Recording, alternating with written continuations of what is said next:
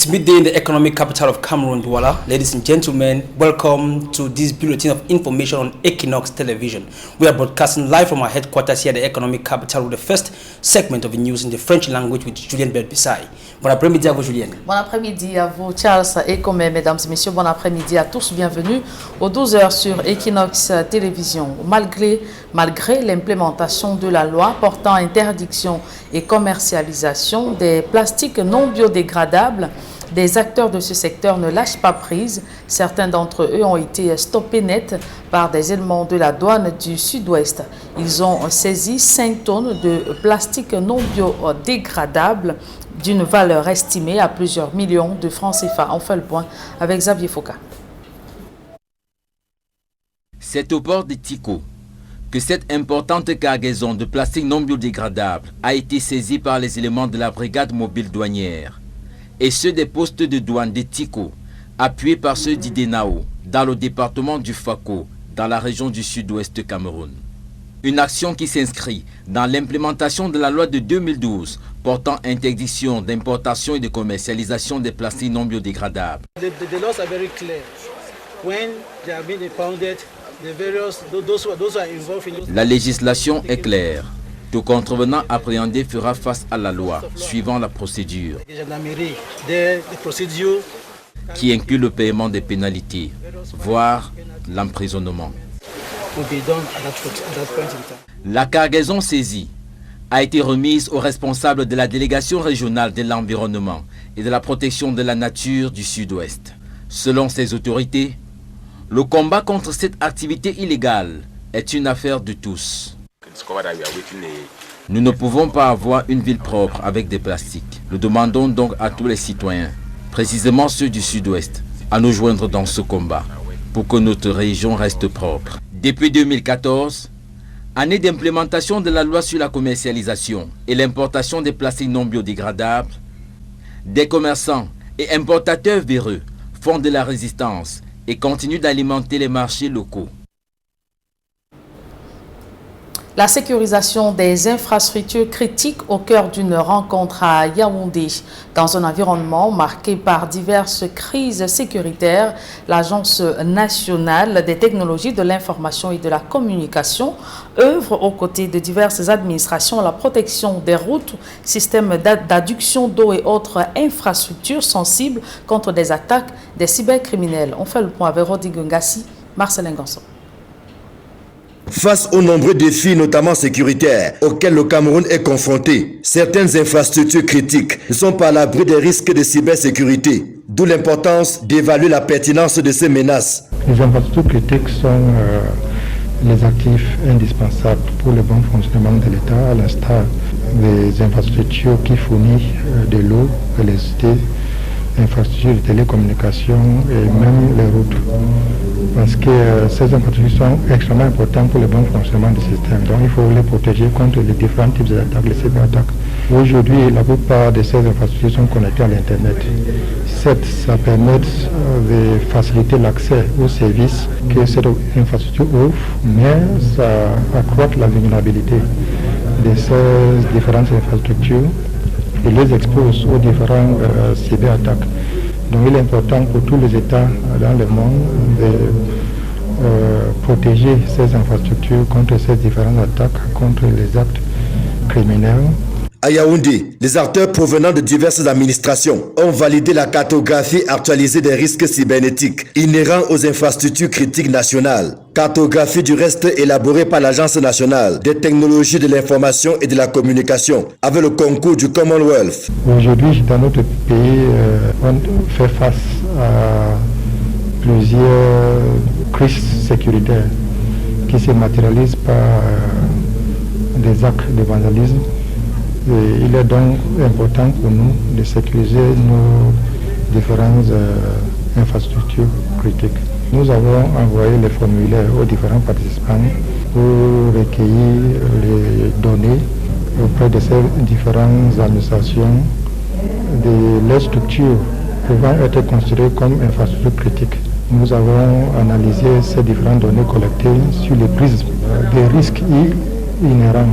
Tout ça, c'est pour nous permettre d'élaborer une cartographie des risques afférents aux infrastructures critiques. Le jeu vaut d'autant plus la chandelle qu'il est question à terme d'atténuer les risques identifiés. Cela passe par l'élaboration de bonnes stratégies de part et d'autre. Nous avons élaboré cette cartographie des risques que nous allons présenter aussi aujourd'hui aux différentes administrations présentes. Et tout ça, c'est pour nous permettre de mener les réflexions sur comment nous pouvons développer les stratégies permettant de sécuriser ces infrastructures, les mettre à l'abri des différentes attaques et mitiger les risques.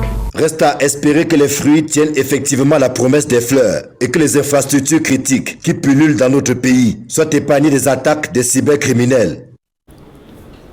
Intéressons-nous à présent aux conditions de vie précaires des filles et femmes bororo déplacées internes vivant dans la région de l'Ouest Cameroun. Aux difficultés de s'adapter à leur nouvel environnement, il y a le fait qu'elles n'aient pas de qualification professionnelle, des problèmes auxquels une organisation humanitaire veut apporter des réponses à travers des formations gratuites et un appui financier. Vivien Tonfake, Robert Kenny. Parti brusquement de la région du Nord-Ouest à cause du conflit armé qui y sévit, ces femmes et filles bororo peinent à mener une vie normale dans leur ville d'accueil dans la région de l'Ouest. Moi, je fréquentais, mais ici, là, on fait le commerce. On vit dans une maison, c'est pas quand même très bien. On vit un peu avec les difficultés, c'est pas normal où on est là. Mes parents souffrent, moi aussi, nous tous, presque toute ma famille, parce qu'on ne vit plus où on était, on ne connaît plus quoi faire. D'où on était là, on vivait bien, mais la guerre nous a chassés là-bas, on est venu ici là. On vit dans une maison, donc c'est pas bien. La guerre nous a chassés, nous sommes ici à Bafoussam depuis.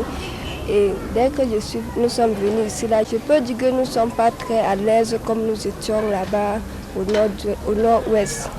L'amélioration de leurs conditions de vie passe inéluctablement par l'apprentissage d'une activité génératrice de revenus. Grâce à une organisation humanitaire qui a bénéficié d'un accompagnement de la coopération allemande GIZ, elles viennent d'être formées en fabrication du savon et produits dérivés, lait de toilette, menthol et bien d'autres, au cours d'un atelier tenu à Banjoun. Il est question ici de renforcer, de donner les rudiments nécessaires à une centaine de femmes et jeunes filles déplacées internes de la communauté minoritaire bororo, ce qui va leur permettre, n'est-ce pas, de vendre sur le marché, de fabriquer elles-mêmes ce savon, de fabriquer elles-mêmes le gel, le menthol, etc. Vendre sur le marché, et cela aura une double réponse. La première réponse, c'est leur autonomisation, avoir les moyens nécessaires pour pouvoir s'auto-prendre en charge. Désormais formées, ces personnes en manque de moyens financiers ne savent comment optimiser les compétences acquises pour devenir actrices de développement. On n'a pas les moyens parce que nous n'avons pas la capitale. Mais si on peut avoir la capitale, nous pouvons fabriquer toutes ces choses qu'on nous a appris. Oui, et là, ça peut nous aider, ça peut nous donner les avantages d'avoir l'argent pour payer notre pension, les habits, c'est quoi se nourrir. Elles pourront avoir un certain nombre, quelque chose, peut-être pas à la hauteur de ce qu'elles auraient espéré, qui pourront leur permettre, n'est-ce pas, de pouvoir se mettre de façon volontaire, de façon indépendante et répondre aux besoins pressants qui sont se nourrir, se vêtir et se soigner. En plus de cet accompagnement, les filles et femmes formées espèrent recevoir d'autres appuis pour faire bénéficier non seulement à leur famille, mais aussi à l'ensemble de leur communauté dans la région de l'Ouest. Des élus locaux à la recherche des financements et partenariats pour le développement de leur localité. C'est à la faveur des premières journées économiques internationales des communes qui se tiennent dans la capitale politique, au rang des priorités des maires, l'amélioration de l'accès de leur population à l'eau et à l'électricité. Le compte rendu, c'est avec Emmanuel Djobi, Marcelin Gosso. Bien qu'éloignés de leur population, le temps d'un séjour dans la capitale camerounaise, les chefs des exécutifs municipaux n'étaient pas moins préoccupés par leurs attentes, tant elles sont nombreuses. Tchang, c'est une ville de 400 000 habitants, c'est une ville universitaire, historique, touristique, donc nous avons un souci sur les logements.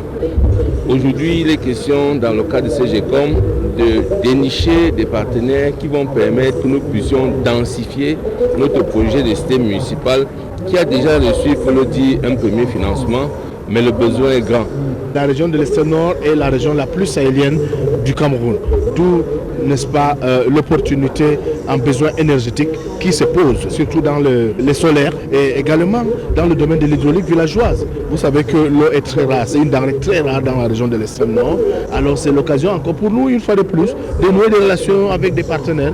Dans cette salle, du beau monde venu de partout, de l'Afrique comme de l'Occident, et donc de potentiels partenaires pour nos collectivités territoriales décentralisées. Nous avons un souci au niveau du relèvement de l'eau en énergie. Nous sommes en train de construire 2 microcentrales. Nous avons besoin de davantage exploiter un autre potentiel que nous avons identifié, notamment 3 autres sources qui peuvent nous donner cette énergie. Nous avons besoin de savoir s'il y a des gens qui peuvent nous accompagner, non plus seulement dans la microélectricité, mais également dans le photovoltaïque. Dans un contexte où le gouvernement semble vendre la chèvre tout en tenant la corde, nos collectivités territoriales décentralisées se doivent de multiplier les partenariats afin de disposer des moyens pouvant leur permettre d'améliorer les conditions de vie des populations. La commune d'arrondissement de Mara 1er est lauréate du premier prix FECOM sur les bonnes pratiques. C'est l'occasion pour nous de nouer des connaissances, de partager les expériences, en même temps de profiter des autres communes et partenaires au développement qui sont ici présents. Vous savez, c'est des occasions extrêmement très rares. Les journées économiques internationales des communes, les premières du genre, offrent ce boulevard fait de nombreuses opportunités. À charge pour nos élus locaux de savoir les saisir. C'est donc un véritable espace d'opportunité à saisir. Des partenariats à construire entre les communes et d'autres acteurs du développement local que sont les investisseurs, les fonds d'investissement, les entreprises, les experts, les institutionnels dans une dynamique de convergence d'intérêts. La rencontre de Yaoundé, orchestrée par l'association Communes et Villes Unies du Cameroun, s'inscrit dans le droit fil du processus de développement des territoires en cours dans notre pays. L'objectif est de faire des communes de puissants vecteurs d'accélération du développement local dans la politique de décentralisation que conduit le gouvernement. Et dans le chapitre consacré à la culture de ce journal, notons que la fête du peuple Sawa s'est refermée hier dimanche sur les berges du Vouri, avec notamment la réputée course des pirogues. L'on retient que le message des ancêtres sortis de l'eau, elle invite au renforcement du patriotisme et la défense des intérêts du peuple Sawa au plan local et national. À la clôture de cette édition, Sa Majesté Frédéric Ekwala Essaka, le roi des Deido, devient le nouveau président. Il remplace Sa Majesté Jean-Yves Ebombo Douala Mangabel, que je vous propose d'écouter. Ça a été vraiment une expérience en vérité très très riche. Parce que le problème que j'ai eu simplement, c'est que je n'ai pas pu mettre en pratique véritablement les projets que j'avais parce que à cause de la Covid, il y a eu bien évidemment beaucoup de bocage. Et à partir de là, on ne pouvait plus vraiment développer le mono comme à son habitude. Et ça a fait que je rentre mes projets véritablement, notamment l'idée de, par exemple, donner une plus grande dimension au mono en général, sur le plan, par exemple, de la fête de la ville de Douala, par le fait que Douala est la capitale économique, mais en même temps c'est le Cameroun en miniature. C'est-à-dire que toutes les communautés du Cameroun se trouvent représentées au sein de Douala. Et donc ça voulait dire que dans mon projet, j'espérais pouvoir faire en sorte qu'il y ait une participation beaucoup plus importante de l'ensemble des populations vivant à Douala, en considérant que la richesse de notre pays, malgré tout, le Cameroun, c'est aussi l'Afrique en miniature. Donc nous avons beaucoup de qualités spécifiques et je souhaitais faire en sorte que ça puisse vraiment prendre sa dimension. Bon, il se trouve que la Covid a enrayé mes perspectives et c'est en ça qu'il y a eu une forme de difficulté relative. Mais n'empêche qu'au travers de tout ce que j'ai pu vivre, il y avait une richesse extraordinairement grande. C'est avec cette réaction que nous mettons un terme à la première partie de ce journal. La seconde est en langue anglaise avec vous, Charles Ekome. Good day once again. Good day again to you, Julien Berbisai. Ladies and gentlemen, welcome to the second segment of information in the English language. We start with this news from the far north region, most precisely Marwa, where there was a seizure of contraband products, more specifically phones and gadgets, in that part of the country done by custom officers, more specifically the Harkomi 3, led by Commander Mofo Jude of that particular battalion, which took to their hands and seized all of these products entering and smuggled into Marwa from different countries like Nigeria. Now take a listen to this report compiled by Mala Glory. Several phones worth 100 million francs CFA were intercepted by custom officials at the main entrance of the town of Marwa under the supervision of Commander Mofo Jude, Halkomi of the Far North region. Phones which carry the brand name Canon 18 are the latest in the country and especially in Marwa. We have in our market Camon 17 that cost about 200,000 or 250,000 per telephone. But now we are talking about Camon 18 that we have never seen. The mobile phones were being smuggled into the country by an importer without passing through the custom office, which according to the commander is a great loss to the country. So you can imagine that an importer have decided to smuggle in this telephone, a very big loss into our public treasury. Commander Mofo Jude says after the seizure, the victim must respect the law. The law is very simple. The law says he has to clear them, that is pay his duties plus penalties. And then after that, he will go with his goods. The operation permitted the custom officer to also arrest cartons of cigarette worth 10 million francs CFA. These confiscated goods were from the neighboring country, Nigeria, and the victim has been fined to pay an amount of 9 million francs CFA before the payment of his custom duties. Talking of contraband products, the same exercise was conducted in Bafoussam, west region of the country, where more than 2,000 pharmaceutical products were also seized by custom officials. Magican Gabriel has the rest of that story compiled in this report. There were 3,600 pharmaceutical products that were seized by custom officials in the West region. These drugs were seen at a production factory which was operating clandestinely. Nous avons mis sur pied un système de ciblage. We've been closely monitoring and following them up for a while now. What you're seeing is the result of our investigations that we've been doing for long. Dans notre région, nous sommes dans cette fois-ci, nous avons réussi à mettre la main, n'est-ce pas, sur ce contrevenant. The man used his home to rebrand expired drugs, and this has been happening since 2014. Reconditionnement des médicaments périmés depuis 2014, 2015, 2016, 2017 pour les remettre sur le marché. After it has been rebranded, they were fraudulently introduced into the market for the innocent civilians to use them. The seized drugs were later destroyed by custom officers to stop it from being sold in the market. The operation that saw the seizure of these drugs was done by custom officers in the west region of Cameroon. The keys to the just newly constructed Demobilization Reintegration Center in Boya, DDRC, was given to the president of the National Commission of that organization, Fayengo Francis, over the weekend, as he is supposed to inaugurate that particular structure in the southwest region, which is supposed to integrate and train people who have left the armed conflict and have come back to civilian rule. Now, in the next report coming up, Jerry Jato takes us to Boya, where the national president of that commission inaugurated the structure. His report. After 9 months from the date of the foundation stone, the key to the newly constructed 1 billion worth disarmament, demobilization and reintegration center of ex-combatant, the DDRC, for the southwest region is handed to Fayengo Francis, the national coordinator. Covering 3 hectares of land, this center has as content a refectory, 6 dormitories, a church, a hospital, sporting grounds, and workshops. The project is actually closed. You have 6 dormitory completely closed. You have the church, you have the IG, the hospital, you have the official administrative office, okay, and you have the workshop which is closed and the refectory. Now we are closing with the external work and we try to make a better place for the guys who will come here.